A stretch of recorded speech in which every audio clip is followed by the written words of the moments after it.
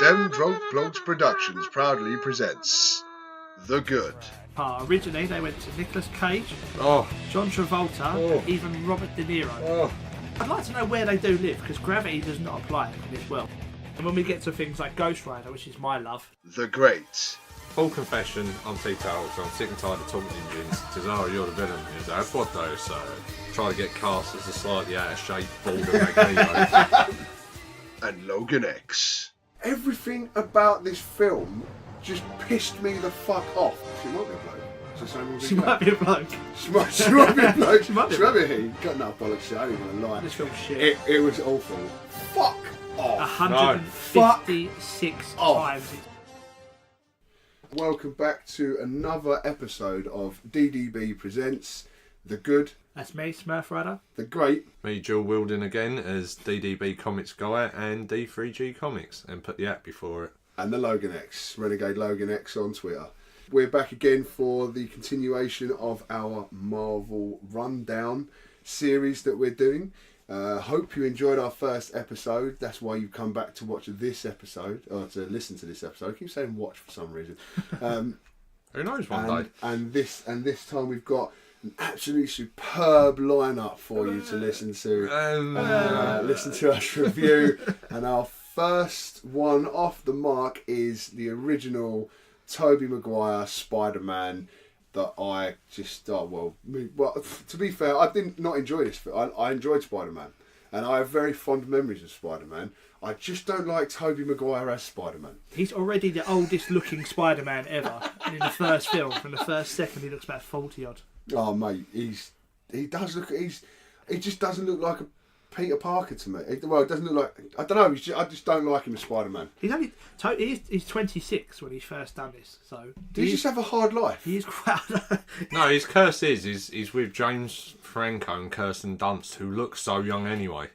That was almost not the way it went, to be fair, but yeah, they're quite young looking actors. Do you know one of the things that amazed me, and I know that in the previous one we talked about Blade and Blade 2 and the CGI. It amazed me that because obviously I haven't watched Spider-Man for a long time. I only rewatched it because of this. You know, it wasn't one of those films that I watched a lot anyway. So when I rewatched it, I was like, wow, the CGI just isn't as good as I remember. But I remember at the time... Yeah, because it was groundbreaking at the time. Yeah, at the time it was great and it was amazing. But I'm just saying, I'm not saying it's a bad point about the film because it doesn't make it any worse or any better. No. What I'm saying is, just looking back, I was like, well, I thought this film, these graphics were amazing. And then I see certain things and I'm just like, that's shit. Yeah, but then I realise I'm comparing it to the films that I've seen over the last couple of years. Yeah, like the wall climbing scene when he first starts climbing the wall is terrible. It looks so You can tell that it's on the floor. Yeah, not even that, he's just a computer. He's just so computerised, it doesn't look great. Yeah. It's like, I want to know, and this is to the comic book guy, the famous line from the film, the ultimate line of, with great power comes great responsibility. Is that a comic book line, or is that is actually from the comic book? Yes. Okay, I always wondered because they made so much of it in the film. Do you know what I mean? Yeah. It is. Yeah, that is a big. That is the whole theme of the film, isn't it? Well, yeah, Spider-Man's kind of lesson that he learns in the film as well. Yeah, it's about the spirit. I suppose he does when with the guy that he lets go is who. He had the power and the responsibility. And the responsibility to stop the bloke, but he didn't out of spite, revenge, really. Just so for revenge, he ended up losing his uncle, which is part of the conflict, I suppose, that you see in Spider-Man the whole way through the film, trying to find that balance between good and evil. Yeah. Do you know what I mean? Like, whether he really wants to be the bad guy or he's trying so hard not to be the bad guy and to have that responsibility. I enjoyed the film. And like I said, I don't necessarily enjoy Tobey Maguire as Spider-Man, but I do enjoy the film. Out of curiosity, how close is it to the comic books? Apart from the web coming from the wrist. Because that never happens. No, I understand why they do it in the film. It makes it a lot easier than having to explain how a teenager can make web shooters. Yeah. But a lot of it's quite close. Like, yeah, even to a degree, how Green Goblin dies at the end is actually not exactly the same, but he's impaled by his own glider, which is exactly like the comic.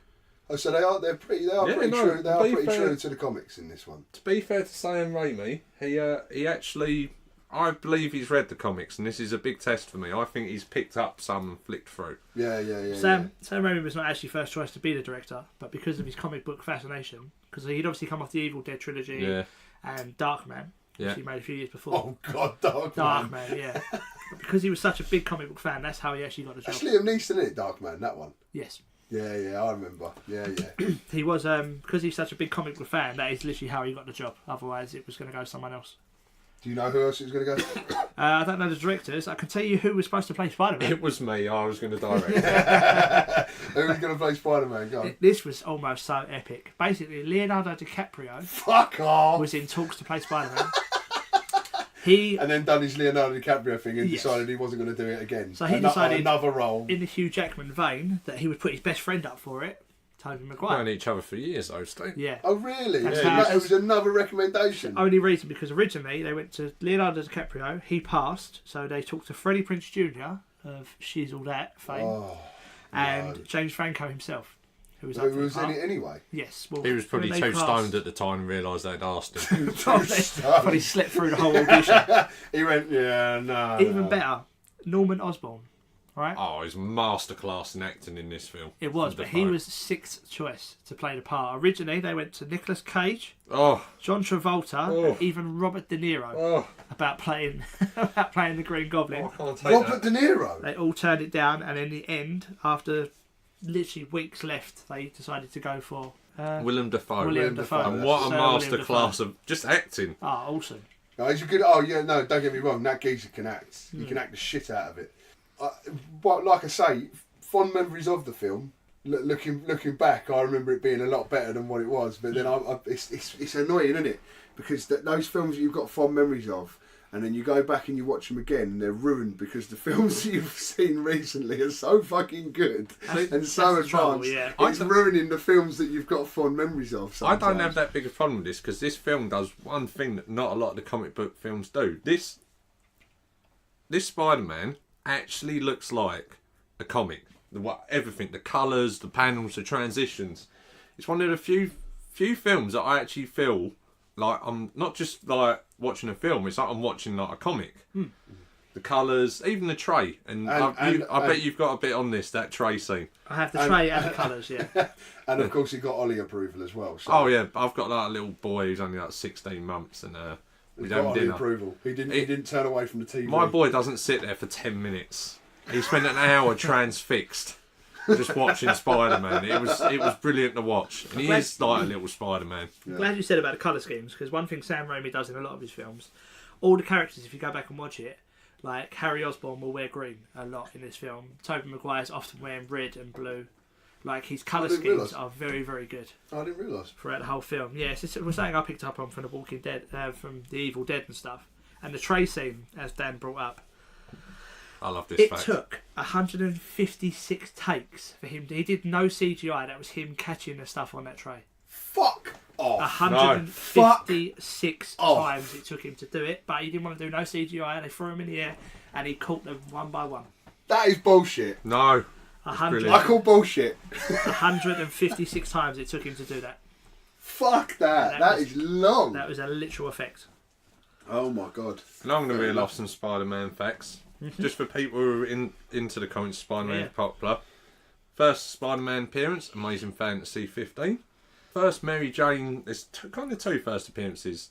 There's a partial reveal where you don't see her face in Amazing Spider-Man 25, and the full, which is an issue I'm still searching for, is Amazing Spider-Man 42, where she ushers the immortal line, "Face it, Tiger, you've hit the jackpot." Oh, that comes back. Yeah. Oh, that's Amazing. a line from a comic book. Yeah. That's the first line she ever says. Amazing Spider-Man 14 is the first Goblin, and Amazing Spider-Man 31 is the first Harry Osborn. Oh. Wow. I'm surprised it took that long for the Goblin to come in. I thought he was his first big... Part of the wonder of Peter Parker as Spider-Man and what Stan Lee wanted to do is, unlike the other ones who are all adults and have jobs or rich, he's a teenager. He has to deal with teenage problems. One of the classic ones he had is he had a cold and he has to go out as Spider-Man, so his senses are off. And there's so many great, in the Stan Lee, Steve Ditko earlier, there's so many great moments when Spider-Man goes to cash a checks, Parker thinks his luck has finally changed. but he's got no ID to be Spider-Man. So he's got like this $100,000 check and can't cash it, because there's no bank account for him. So like, account for Spider-Man. He has a lot of fun with it. You know, originally when this was wrote, obviously, I'm assuming in the comic books, it's Gwen Stacy first. She's the first sort of love interest. And Gobby kills her. Well, Goblin kills her, does he? Oh, he does in the new one, yeah. Well, Just in case you didn't want to read the comic books. Yeah. The problem is, like, to try to find these to read is like really expensive. The only way you can get is like the omnibus, which is about just 50 pick up quid. Graphic novels and stuff like that. Even the graphic novels for it are like, they're out of print, so you're looking like 30, 40 quid. Really? For the original storylines? Yeah, and that's not the comics. So one of the best ways would be online, really, just to read them, download it online. Personally, if it's me, I love an omnibus, because also, from a collector, they actually have quite a good resale value. Yeah? Oh, right, so this is the one sort of era where the graphic novels would be worth picking up, because a lot of the time they're worth less than the original paperbacks. Yeah, just because it's hard to reprint. Just edging in on a comic book special there. That's what we're here for. That's what the comic guy's here for. I'm trying to save you a lot of money as well. Don't be like me who goes on this rampage of like getting all the first appearances you've always wanted. Well, originally, Gwen Stacy was in this film. The original storyline of this film was the death of Gwen Stacy, which is a bit dark to bloody start on. That's the reason why they took it away. But that was Sam Raimi's idea. He wanted to have Gwen Stacy in it and MJ, and then he wanted to kill Gwen Stacy off at the end and have MJ come more to the front. But they didn't want to start off on a bum note. Like, why not? Well, I'm assuming if you're doing the first, you think this is 2002. So there hasn't been a lot of great superhero films to this point. This Spider-Man film. This is the first one. We have a lot. X-Men like shook the foundations of film. Spider-Man launched comic films into the stratosphere. Along with the one that really did it was a DC film that we're all quite fond of. Do you know what? I don't know. I would go with this. When you think Marvel put £139 million budget behind it. Jesus. Compared to it, if you take that compared to the previous X-Men, three films that we've looked at. Yeah, but I always say if you talk about the three comic book characters that instantly pop into people's brains, it's going to be Superman, Batman, and Spider-Man. Yeah. So if you're going to back one of these films are hard, they actually known as the biggest superheroes? Yeah. You ask most people, go name 3 superheroes, and about 90% of the time, at least Batman, 2 of those names will all be. It's probably changed now, I'd say, because I mean Iron Man is... I don't know. But that's because of what... That's because of later films, And that's more to do with Downey Jr. Yeah. Than it is to do with the actual character itself. You know what I mean? His portrayal of Iron Man and Tony Stark. Robert Downey Jr. with a hint of... It's basically Robert Downey Jr., yeah. So when you think, right, so the 139 million was the budget, so we've gone from 56. Yeah. This made, in America, in the opening weekend, 114 million. Fuck! Now, looking at the UK... Jesus Christ! The biggest so far was 4 million, which was X-Men 2, I believe. No, which was X-Men. Was that X-Men? So that was 4 million in the opening weekend. This made 9 million. Yeah, I saw that twice in the first week. It's made half of it was down. So previous to this, we had X-Men, which made 4 million in the UK, and then in the UK, and then like this come out a couple of years later. Well, X-Men made 100 and something million. I can't remember the actual facts now. 100 odd million in the opening weekend. This made 800 million in the world gross. Fuck. That's why Spider-Man was the first big real comic book film. But here's the thing with Marvel, and me and Logan X, I've talked to him about this and at him and to him a couple of times. More to me.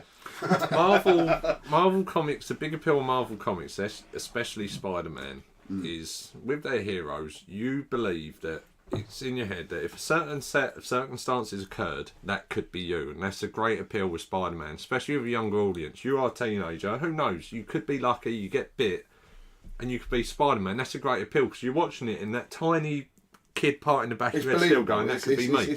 All the Marvel fans are more believable. They're not so as DC. DC are gods. You look up to DC and hope you could be them. Apart from Batman, where back of your head, obviously you're like, I could do that if I was super intelligent, basically a metahuman with billions and billions of pounds. But can I say something about that spider as well? You just said, like, if you get bit. If no one knows this film, there's a spider missing and no one cares. They're walking around that lab and on the screens it's got warning spider missing. Maybe they're ahead of their time and they was going to get Miles Morales, who isn't created for another couple of years yet in the comics. Yeah. Maybe they were setting the seed for that. Maybe. If we would have made it up to Spider-Man 7, the search for Gwen Stacy's clone. Oh, Jesus. It just all went to pot after number 3, but we'll number 3 was when it went to pot. Yeah, so we'll get there. We'll get there. We will get there. I like I say, I enjoyed it. I thought it was fun. It was still a fun film to watch. It had its funny moments in there. Oh, how good is J. Jonah Jameson in this film? My favourite character in the whole film. He is epic. Why? He's awesome. He is so J. Jonah good. Jameson incarnate. Oh, he's amazing. Like J.K. Simmons plays him perfectly. Like the fact that he's missing from the rest of the Spider-Man. Like it's like when he goes. It's a problem. How do you recast it? It's like when he goes to walk out. When he goes to walk out, no, come back. Get out. I love the part. If he doesn't want to be famous, I'll make him infamous. Yeah, it's awesome. Just so good. Yeah. But did they recast him? They haven't in the new ones, no. In the Amazing, like the second... You get like a text. You get a text from him, and then obviously the other one's too young. He hasn't actually started work yet, so J.K. Simmons is the only J. Jonah Jameson at the moment. And the way it should be in my eyes, because you can't... That's catching lightning in a bottle. Like, they've done two... whatever the circumstances, there were 2 masterclass bits of casting. Willem Dafoe's Green Goblin and... Jenna. And whoever done the rain scene in it. With your West Side Story. Fucking hell. Yeah, that's what I just said. You know, what's the film? West Side Story. West Side Story. Did that not just remind you of it? I expected them all to start dancing off each other. Like a proper dance off. I'd say, I don't know. I expected like them to all run in the corner like... and then Spider-Man to jump down. See, you know what I mean? Jazz hands. Whenever I see that scene, it's a fact my wife told me I can't get out of my head. Yeah. So, because Tobey Maguire's upside down, it's raining. When he's doing that scene, he's effectively getting waterboarded because it goes in his nose and mouth. No, they said that's what was happening. He had to really kind of fight it to do the scene. Let's be honest, we've all tried it, haven't we? Like, did you not try it when you was not at mine and Matt's weight. The ceiling just falls in. No, mate. I tried that. I couldn't hang off much off the ceiling, mate. It's I'll be honest with Me you. and Matt tried doing it off a girder once, and the thing started to bend. I was about to say, an upside down kiss. No, you've done it before. Like if your missus laying on the sofa, saying you give her a kiss, it's upside down. No, I still made the sofa fall through. But let's face it, I've got a big ass beard. My beard would be going in her eyes. Do you know what I mean? What annoys me about this version of Spider-Man though, like he never changes his voice. Like even in the new one with he does a bit. He's a tiny bit more cocky. You would clock it. MJ would clock it. That's straight I'm about away, to say. If he's snogging her and all the rest of it and blah blah blah, you know. This is the Clark Kent thing. You don't want to believe it, so you won't see it. And they tested. This is the one good thing that come out of Batman v Superman. Yeah. Henry Cavill tested this. He sat there in a Superman t-shirt in the middle of Times Square reading a paper. No one come up to him, and he put on the glasses. He went, "See, it does work." Oh well, I can't. You don't expect it, so you don't see it. Yeah, that's what it is. I think that's a lot of the thing with the heroes. Like, you just don't. Yeah, like you say. Well, Wonder Woman doesn't even wear a mask. Yeah.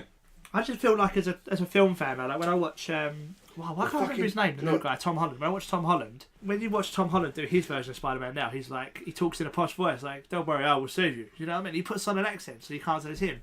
He's openly talking to Mary Jane, just completely normal. Yeah. Do you know what I mean? But once again, she doesn't want to believe that the boy who's lived next door to her is Spider-Man. I know, but I can see how it works. I get it. There's like a whole people talked about why.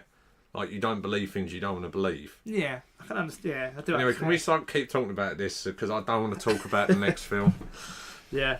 Well, I'm afraid at the end of the day, it is time to move on to the next film. After we need to give it gins and we need to have the rating. Okay, well, I just want to say just quickly, this was the biggest film in 2002. Obviously. It beat Lord of the Rings: The Two Towers. Thank Christ. It beat Star Wars: The Clone Wars. And Thank Christ. And it beat Harry Potter 2. Thank Christ. Really? It did indeed. It beat Harry Potter as well. It smashed it. Ooh. And also, it is the 9th biggest film out of 48 in the Marvel Universe. Good. You might see where I'm leaning with my score here. Yeah. And plus, Tobey Maguire got paid $26 million for 3 films. Ain't bad, is it? No, so I think he's all happy with Leonardo DiCaprio. Yeah, fucking hell. That's another mate one. So your rating, Logan? My ratings, on my gins, this is definitely better than our previous 3 films. Definitely better. It's gonna get a 6.5 gins from me. Oh. Because no, it's not that. Right, listen. I know you're saying that's harsh, but think of the films we've got coming up in the Marvel Universe. Yeah, okay. Can you compare this to Homecoming? No, not at all. But Right, so he's getting 6. Yeah, but this is he's like... getting 6.5 gins. I think you've got to judge it on its own merits, though. Like I'm going to give But this. all right then, on its own merits for when it was made and all the rest of it, I'd give it a 7.5. Yeah, I'm going to give it a 7.5 because I think without this, it would be a very tough road ahead for us. Yeah, all right, Do you know fair what I mean? enough. So Yeah, 7.5 gins for I me. think it's fun. I think No, Ben what? alluded. I think it's a good Spider-Man origin. Full confession, I'm teetotal, so I'm sick and tired of talking in gins. I'm going to buck the trend. I'm probably going to get bollocked from head honcho.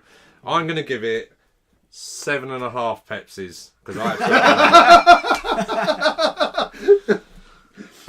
you might get DDB voice guy being like narrating me after this one goes out. Bleeping your voice out. It's not allowed on. It's not allowed on. It's like just keep it quiet. Keep it quiet that Dan don't drink. Well, I don't really drink gin, so for now on I'll do Jackson. There we go. Jax. Jack. Just fucking stick to JD. gins, you bastards. It's them I'll give you drunk 4 blokes. It's in gins. And now, time for an advert. What you got there, mate? You reading? Oh, no, it's a bloody picture book. No, it is a book of horticulture. It is called Gardening with Deadpool. Don't look like he's doing much gardening there, mate.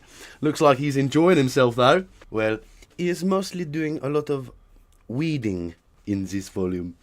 Ah, see, mate. That's a clever euphemism for his brutal and joyous evisceration of general assorted scum. Nice. Where? So where'd you get it, mate? It was exclusively sourced for me by the D3G Comics Guild. Also found at D3G_comics on Facebook. Nah, sorry, mate. You lost me there. Don't do weird cults. Suit yourself. Are you just getting into comics? Need some help getting started? Or have you been collecting for years? They can sort you out with all your comic needs. As a franchise specialist, they have a diverse knowledge of all titles and happily accept any questions about the world of comics. So find them at Facebook, D3G_comics. Dan's eBay? What the Huh? And lots of other things. Well, you know, find those things. So we're back again after no. that advert. We have now got one of the greatest comic book films ever to hit the screens. It was, at its time, it changed everything. It made... yeah, I got no bollocks. I ain't gonna lie. This film's shit. It was awful. Yeah. It was fucking terrible. If you haven't worked out what film it is from the years that we're going through already, it is Daredevil. It is probably because we're speaking about this now. I watched this last night. Smurf Rider watched it this morning and last night. It took me 2 attempts before the recording. I sat there with my partner and our That makes you sound like a bloke. She might be a bloke. Is the same one She might be a bloke. She might be a bloke. She might be a he. No, come on, we're politically correct on this show, aren't we? That's fair enough. I just think if she's listening, she might be a bit pissed off about it. Sorry. Just added her as a fella. Yeah, so basically, we watched it last night. The missus was asleep. Within the first 20 minutes, she fell asleep. Like, honestly, smart move. With the baby.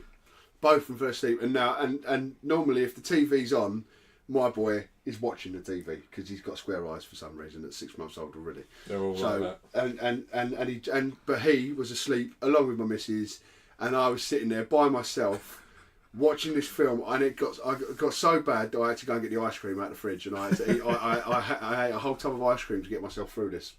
It completely fucked me. It was awful.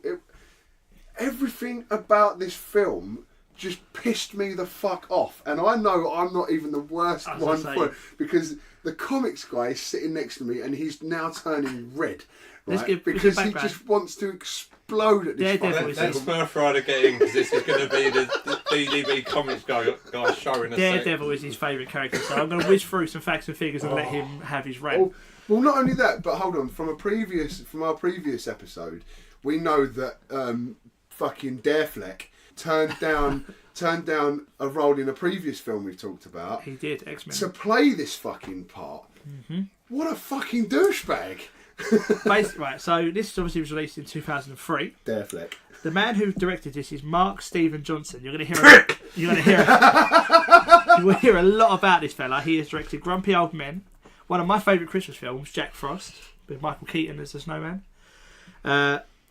Elektra, which we will get to, and probably one of the greatest Marvel films ever made in Ghost Rider. So he has done some very dicey. He's not got a brilliant track record. His record is very dicey. Right, I'm going to get some facts and figures out of the way so that Dave can rant. How much did it cost? This was made for 78 million. Fuck! I don't know where that went. It made 45 million in the US in its opening weekend. It made just 1 million. Right, now imagine it had a 78 million budget. £6 of that was from me.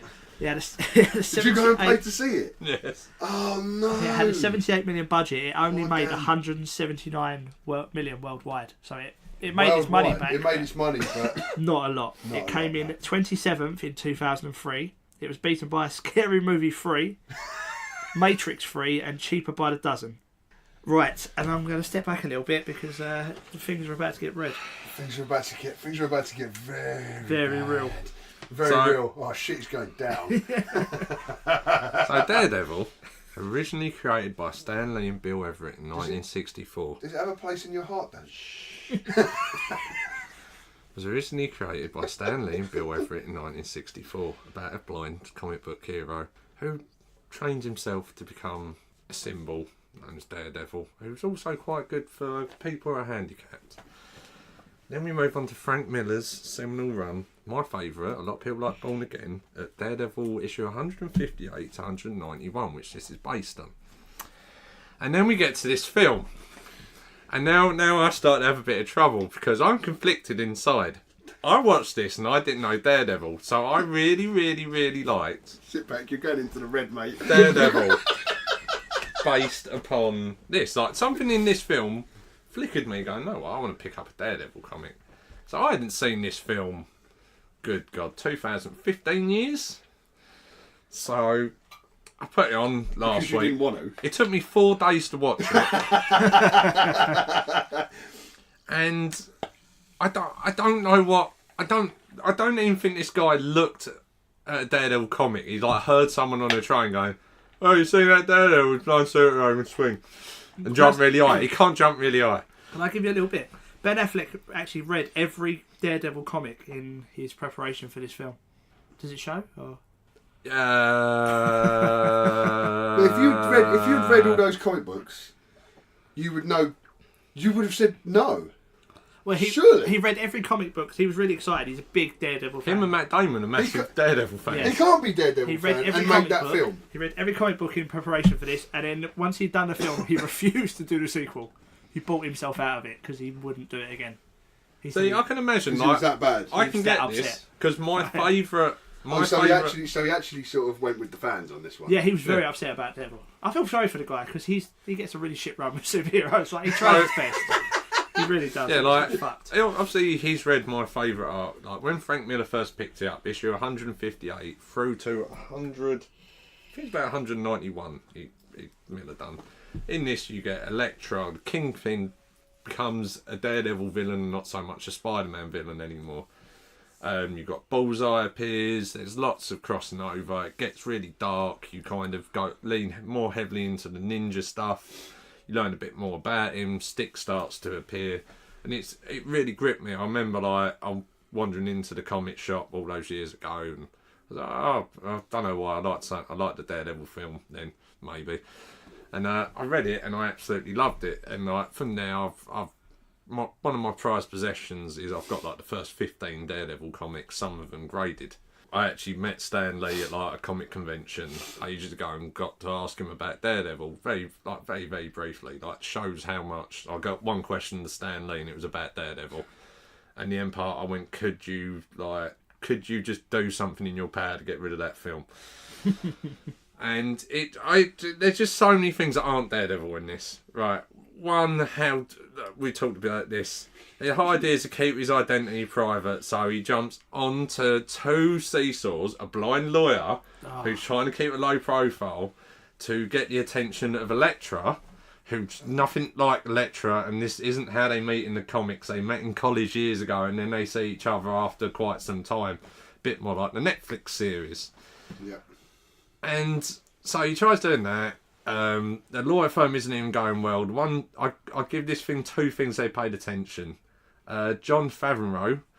He's obviously seen a little bit about Foggy. He's kind of like him. He's a slightly less incompetent version. Got the guy who plays Foggy.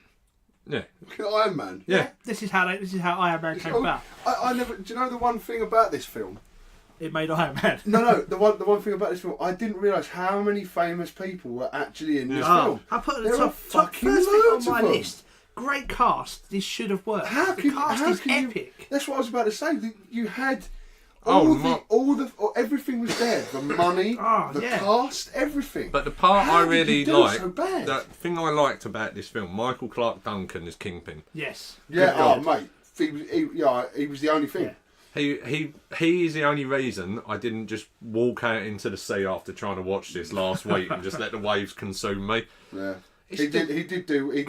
I think his version of Kingpin was quite good as well. Yeah, I think he's it's very really Bronx, sort of the way he says it. If we're going to compare it to the Netflix, I love the Netflix show. Yeah. This is like there's 2 or 3 different ways you can take Kingpin, and he made him very, very straight, worked his way up, which leans quite a bit into the comics. So it kept me going through this film.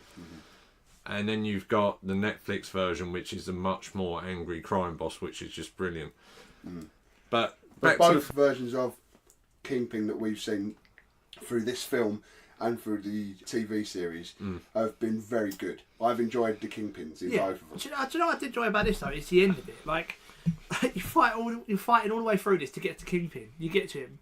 You have him on his knees. Do you kill him? Fuck no. We just let him go. And then you have the audacity to stand there and go, justice served. Well, I think that fucking work. This is my comic knowledge. I'm they dreamed of a sequel. He killed someone earlier in the film. They dreamed of a sequel, and it was going to be Born Again, where literally Kingpin brings down Daredevil. Everyone knows him. Daredevil's at his lowest ebb. Like Karen Page, you see fleetingly in the film. I can't remember if they name her because I was stupid enough to buy the director's version. So, yeah, I actually had to pay again because I obviously banished any copy of this from around me. Great soundtrack, though, I thought. Like Evanescence and stuff, I thought was really good. I mean, it didn't fit. Yeah, no, one film back, in the film, Chad Kroger's Hero is the best comic book song. But the one I've been trying to hold back from all this time, 2 characters, like Daredevil was just so wrong. Bullseye and Elektra.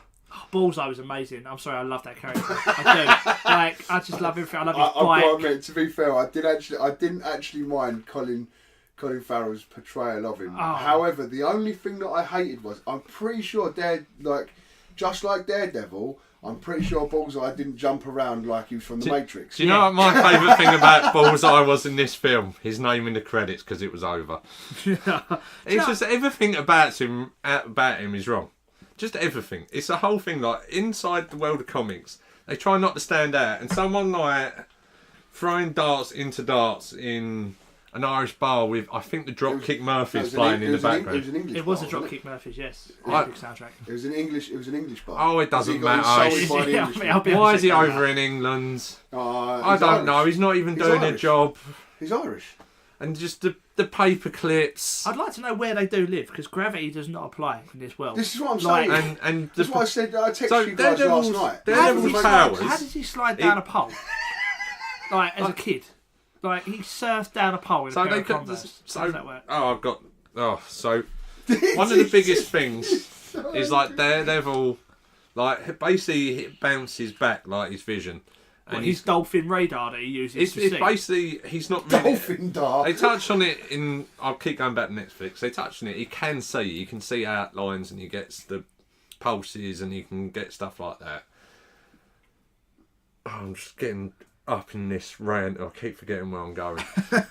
He can see, but it's not exactly he seems like he's in a 1990s techno rave. Like it's giving me a headache. They kind of got confused and they kind of basically thought because it's dark they're going to make like Batman, but take the bat so it's like sonar.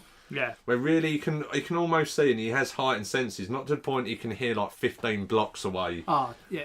like someone getting shot. In the comics, does he have biohazard in his eyes that makes him blind and super? Yeah, biohazard Yeah. chemicals. Is that And how it on the- happens in the comics? It is Yeah. the chemicals. And on an adjacent thing to any Ninja Turtles fans, it's heavily implied that spill was also what created the Ninja Turtles. Oh, so we could have a Ninja Turtles Daredevil tie over at some point. Well, Well, the Hopefully. Ninja Turtles have got a lot of Daredevil influence in them, but from the decent comic books, not the rubbish film. so yeah, they do. I don't know. I really like Elektra.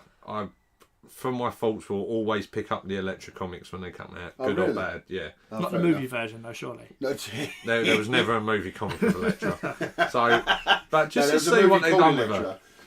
The only reason I could even look at Elektra, because let's all be honest, Jennifer Garner is an incredibly attractive woman. When she walks into that cafe. Yes. Ooh. Yeah. From the man point of view, she's I mean, I don't remember in the comics her suddenly picking up the size and sandbags and deciding she's like. The whole thing is it's kind of implied since college where she met him that she's kind of built her way up into becoming Elektra, and she's where Daredevil will stop. She's like, no, if you've done bad, you will be killed. She's almost like Punisher light. Yeah, she's that next step from Daredevil, where Daredevil toes that line, doesn't he? He toes that line of. It's what you've always said. He's one bad day away from becoming the Punisher. Yeah. Whereas Elektra will kill you. Elektra's like. Yeah, but not in this version. Like, I reckon I could have beat her up in this version. It's like she didn't look threatening or tough at all. No, and at 3 foot tall. Well, she's only Elektra for like. Higher ankles. She's only Elektra for like 20 minutes, and then you've got like whatever Colin Farrell's bullseye was, who's like, you got to put the fear into him. I love And him. then you got like spinning the sign. He's like, see He's you. proper You twitchy. He looks like he's on fucking crack. He's on something, yeah. He's on He something. said afterwards, like, believe it or not, Cillian Murphy, who's the Scarecrow in Batman, Yeah. him and Colin Farrell are good friends, and they said to him about playing, like, Cillian Murphy said, what's it like playing a comic book villain? He went, don't ask me, it was a pile of his version. He was a pile of shit. So, Does anyone else get a Batman feel off this, though? Like, for me, I don't know. no. I hardly know anything about that. no, because Batman would never, and this is a scene that really irks me, so just after he kills someone, you wouldn't get Batman there with a thing of gasoline, and take into account Daredevil's blind gun. I'm just going to leave 2Ds here. Yeah. Do you know, Yeah, that but it was fucks all the me off. roses and stuff. It just made me. I feel like someone went to this director. The and went, roses was the right, kingpin. It was the kingpin. Yeah, but like in the Tim Burton Batman, it was heavily the red and black. Do you know what I mean? Yeah. It was all.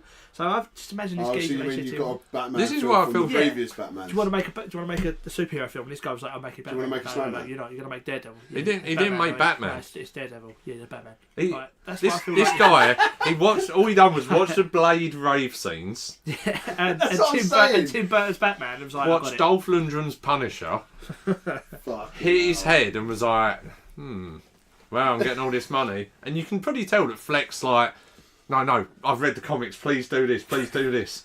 And this is how dumb this film was, and I don't know if you got this. They spent a load of money on, do you know when they're jumping up the organ? Yeah.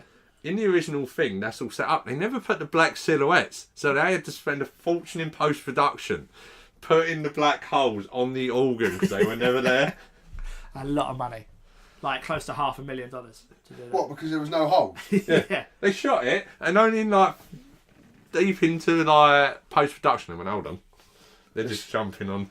Like, this is how They're little this jumping on guy metal could. poles here. There were some amazing scenes. Like they had a fight What? in a bar, right? No, you know The that. one You thing know that that made me laugh initial. is the bar was wrecked. Only the 3 pool tables were on fire. Right. Everything else was fine. Just How 3 did the pool bikes tables. get into the bar? Who's there lighting the 3 pool tables in the middle of a fight and leaving Daredevil, everything else? apparently. Yeah, the rest of the bar was untouched. Just 3 pool tables. And Ben in a row, Urich, on fire. like, is a proper key part of like the Marvel universe. He's just awful in this. Yeah. He's just so bad. It's just The writing in this was Oh, terrible. you mean the journalist? yeah. Yeah. Yeah. He's, And I will never ever forgive him. That run it's based on is my favourite Daredevil. I can sit there with my. it was based on a Daredevil run. Yeah. You kind of got like when it goes darker, the Kingpin, Elektra, Bullseye killing her, Matt going off the rails a bit when she gets killed, but it doesn't really seem to bother him because he just strolls up to his random roof again, and in the time of Elektra dying resurrection, manages to put on Prowl a little fin. So he's like, oh, she's all right, and that's what he does.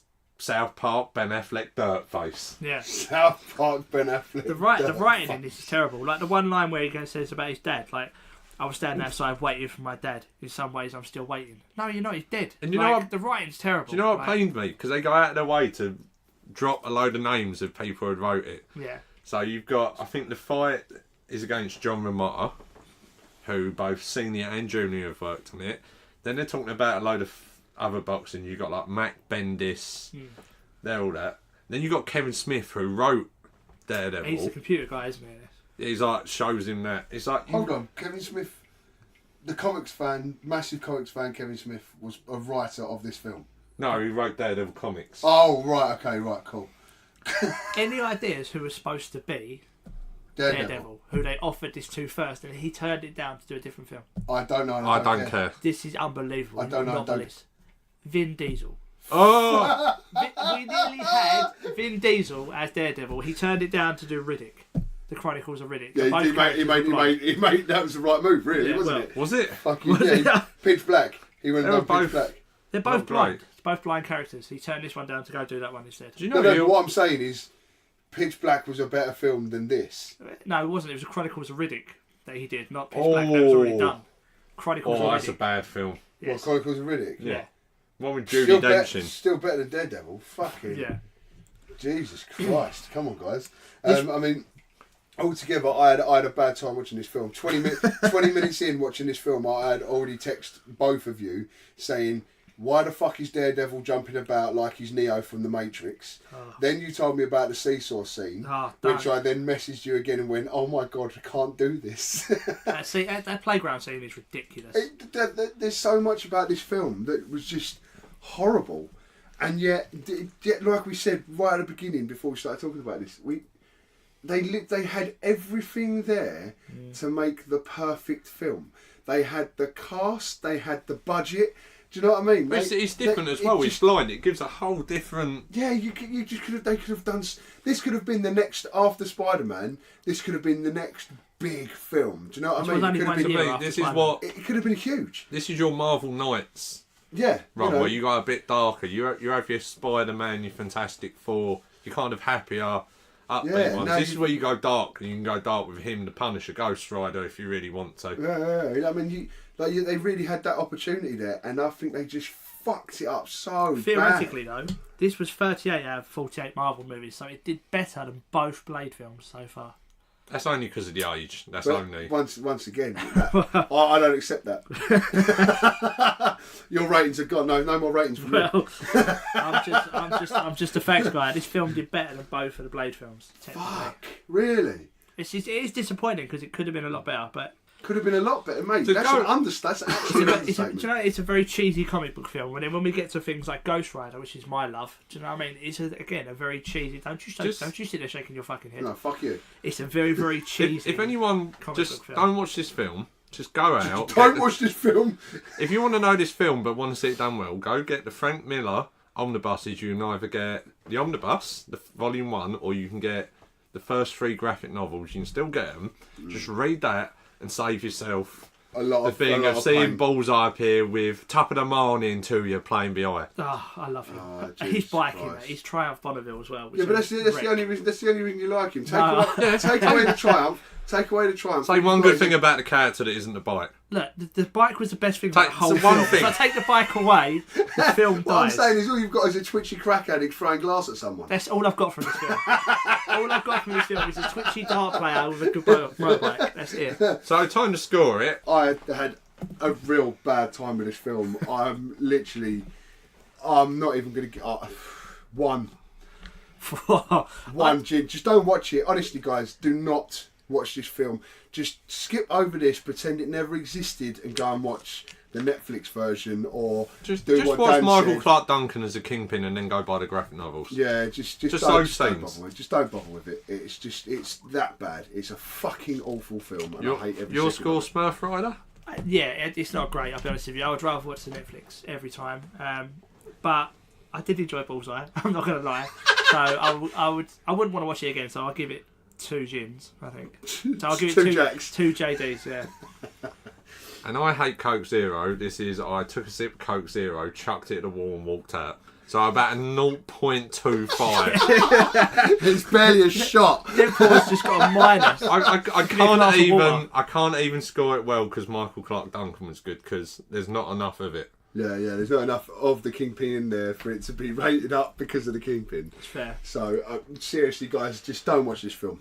It's fucking awful. It's done. It's done. Done. And we got through it, guys. We made it. We've done we this made together. it through No, there's still Daredevil. something We've done it worse to together. come. We've done it together. we need I to know go there is a worse one to come, but not in this episode. I think we need to go for an advert while Dan has a lay down. So we're gonna have an advert and let Dan get over it.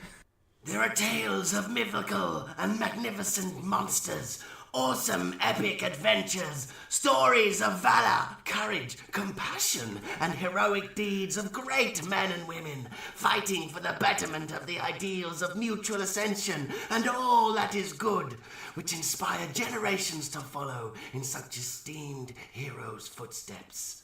Such tales will not be told here.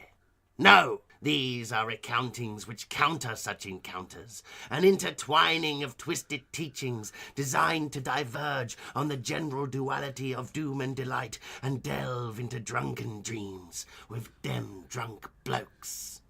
Find these drunken tales from them drunk blokes on Twitter, Podbean, YouTube, and all good podcatchers, and soon Spotify.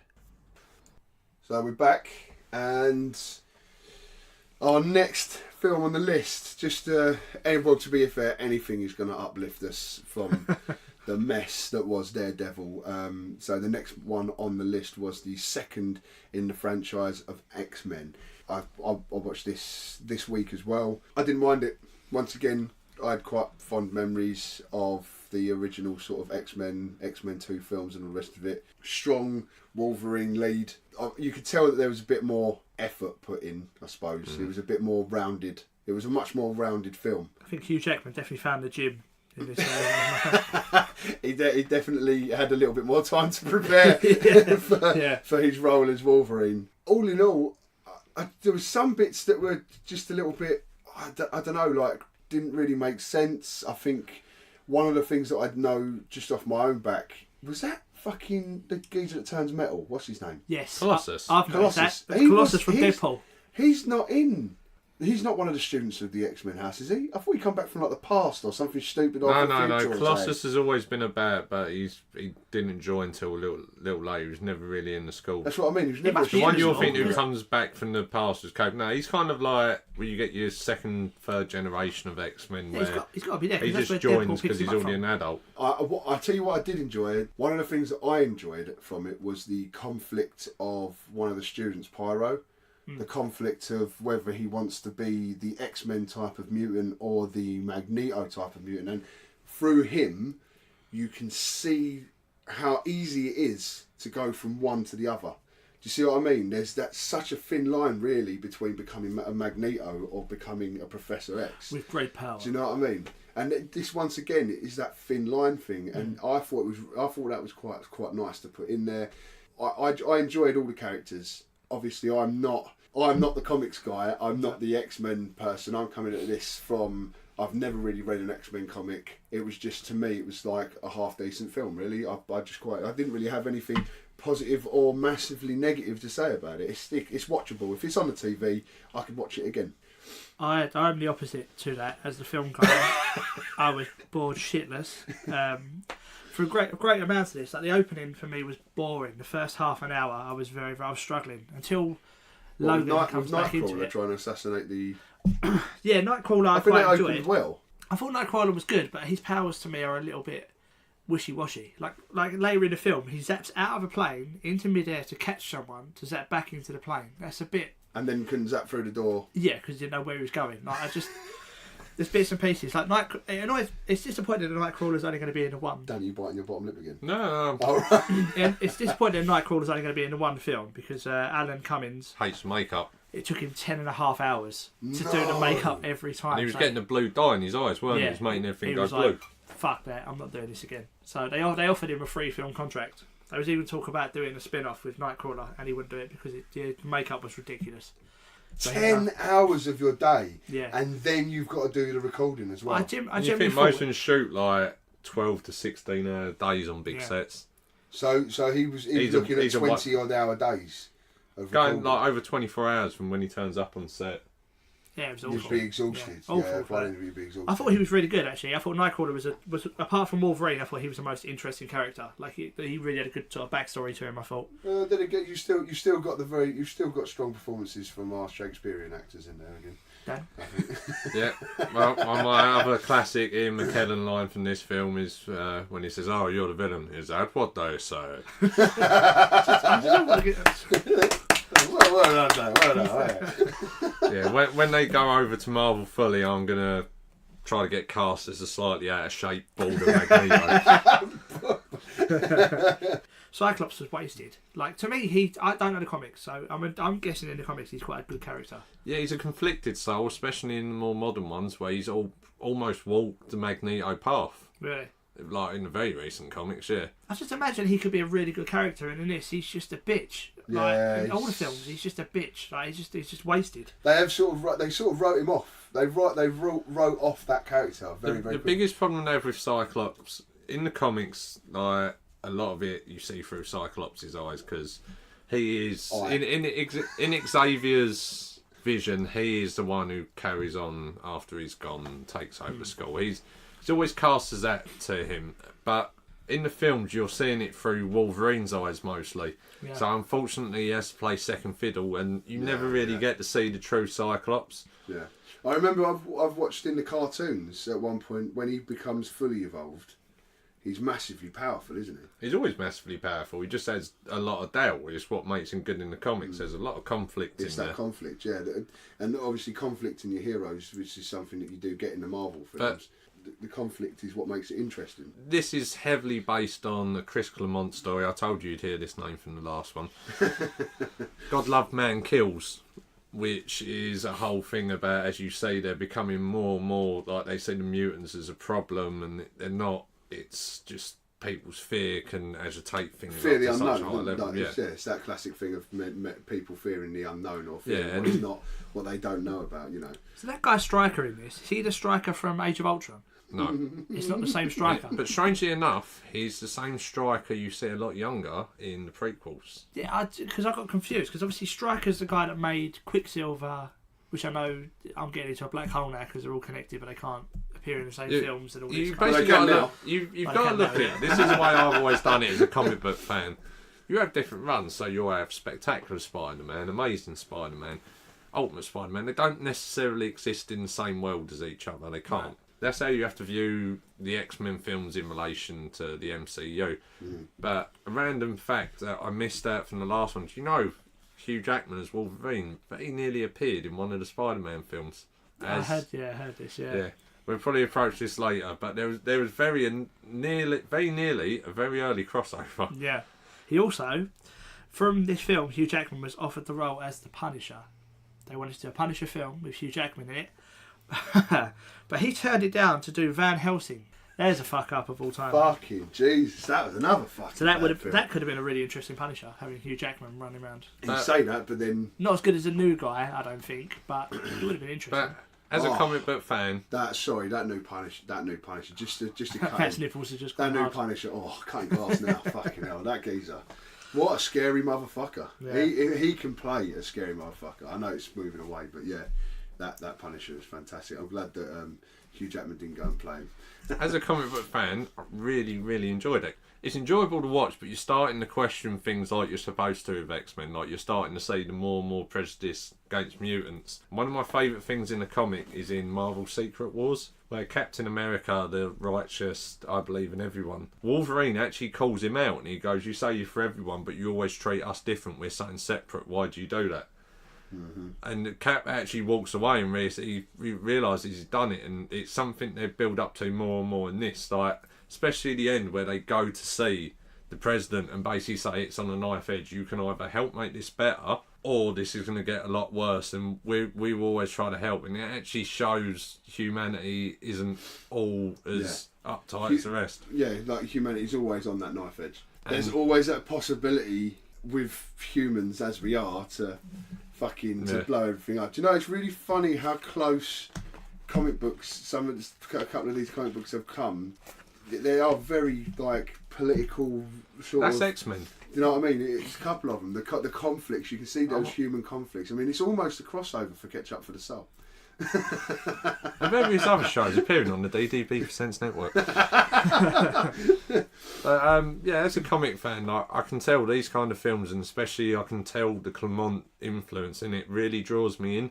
And it does the thing, and I know I seem like a forever name drop, but when you've been a comic book nerd as long as I have, Chris Claremont told me that before Bryan Singer left to do Superman, Bryan Singer come to him and wanted him to help shape the third X-Men, because it ends on the Dark Phoenix saga. Yeah.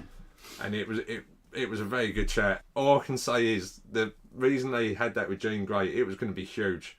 It was going to be the follow-up to this was going to be a 3-hour film. You was going to get Gambit introduced for the first time. They can't do it exactly like the comics because part of it goes out in space. And, but it was going to be mine. But I just sat there, and my wife just come back at various points to just see me open-jawed, just listening to Chris Claremont tell me about it. So this film even set up which is proven impossible to shoot, Dark Phoenix. Mm-hmm. So I was... So it left, especially the comic book fans... In 2003, I was on the edge of my chair waiting to see. So The Last Stand should have been, for you, one of the greatest films ever made. And it ended up being the last stand of my patience for a while with X-Men films. When you think this, so like Daredevil had £78 million budget. This only had 110 million. So it wasn't a massive gap. difference. It made 85 million in the US in the opening weekend. It made a massive 7 million in the UK. Jesus Christ, I did all right. What was its total? 407 million world gross. So it was, it was a strong film. Definitely a successful film, and obviously quite popular. Even though you found it boring, as Dan said, especially from a comic book point of view, this was a good film. I like I said, I quite enjoyed it. I thought it was the only thing I didn't understand was the female Wolverine. I think it's Lady Deathstrike.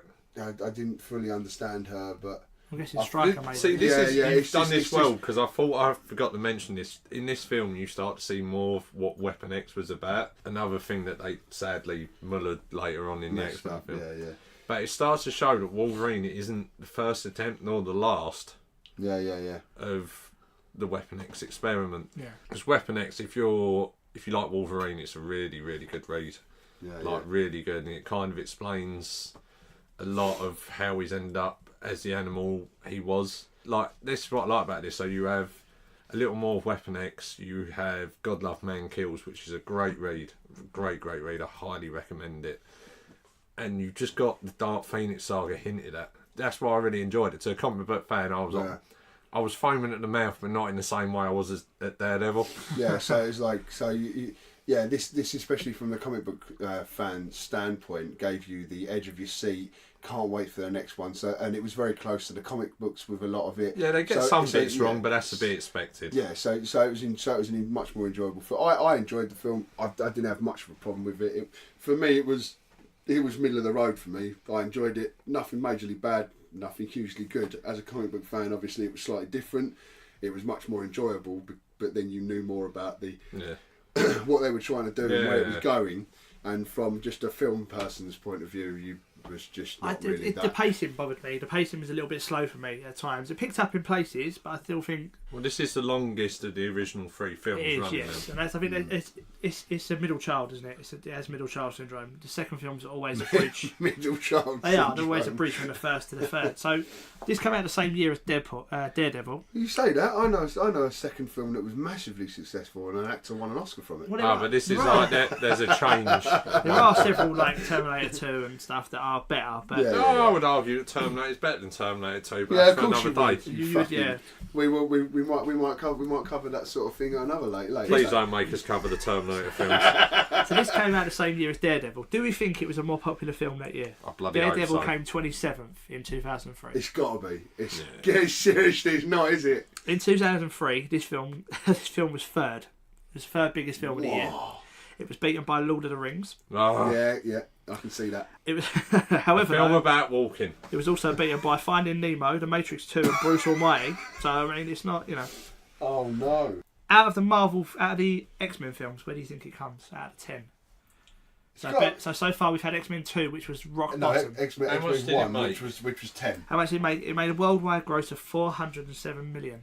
I reckon it's got to be number 6. I'm going 8. I think it just about outstrips Wolverine Origins or something. You're going, what, 6? 6, yeah. It came in 7th out of the 10, so you two are both in the middle. And out of the Marvel universe, it came 28th out of the 48. So it's quite a strong move. To be fair, it's quite a strong movie. It does get talked about a lot. X-Men 2 is one of the better ones. Yeah. It was, like I said to you, for me, it was neither good nor bad. I just didn't mind it. It wasn't a huge disappointment, nor was it like, oh my god, like this is amazing. So it just depends on all three of us have got a massively different point of view on this film. We've all seen it from a completely different light, so we can all sort of see it. Well, for me as a non-comic book fan, like the ending, I don't know what that was in the water. Yeah, Like when I first saw that film years ago, I thought that was Jean Grey. I thought, I don't mean she's swimming under the water, she's alive. Kind of right, in a weird way. She is alive under there. See, as an adult, I've now thought it was the Angel Gabriel thing, whatever he was called. The one that they bring into the next one and just discard. I can't remember what his name is, but I thought that was him. So I was right, and it was actually Jean in the water. Yeah, kind of. It's a weird one. She's under the water, she's still alive. It's supposed to show, I think, symbolically that the Phoenix is rising. Oh, okay. That makes sense. Because there is a massive backstory behind Professor X and Jean Grey and the cover-up of the Dark Phoenix. It's only really in the films. In the comics, it's what, when we get to X-Men: The Last Stand, that's going to be another damn rant. Yeah. Oh, what you mean? You mean not Elektra? Oh, there's a couple of rants. There's a couple of rants. All together on this, probably rate it. I don't know, Scott. Let me go first. No. Well, X-Men 2. I mean, it's still up there. Not as good as Spider-Man. I'd probably give it 7. Spider-Man got 7.5. That's high for me.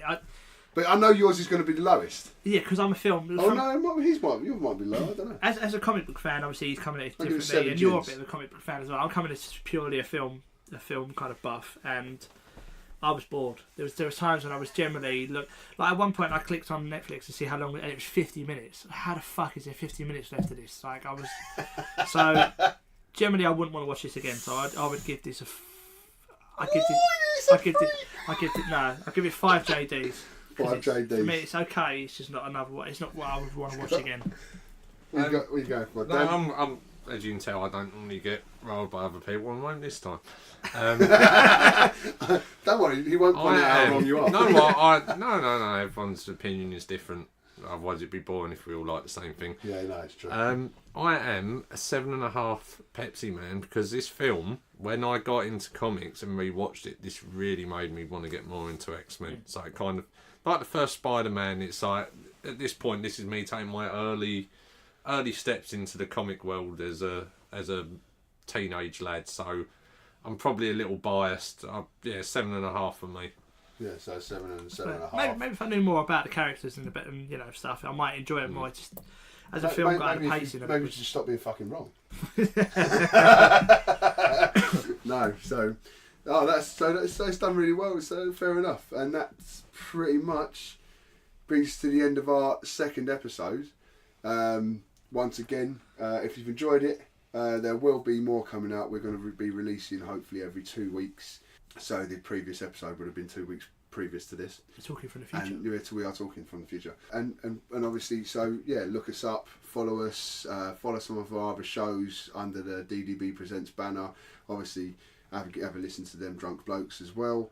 Catch Up for the Soul as well. Catch Up for the Soul. What else is there? Beard Pie Radio. Oh, there's plenty of them. All under DDB Presents. So if you look up them Drunk Blokes, and you'll find all the guys on there having a laugh. You'll find something I forgot to do in the first one. You will find us on Podbean and on iTunes at the moment. And so we're offering a cassette service. Yeah. And hopefully it may expand later on. Might end up on YouTube if you're lucky. That's it, YouTube, maybe something like that. We have been the good at Smurf Rider, the great at DDB Comics Guy, and at D3G Comics, and the Logan X at Renegade Logan on Twitter. And I hope you've enjoyed listening to us, and we'll see you next week. Bye. Or next fortnight. Bye. Arrivederci, Frog. The views and opinions expressed in this show are correct, and if you don't agree, go fuck yourself.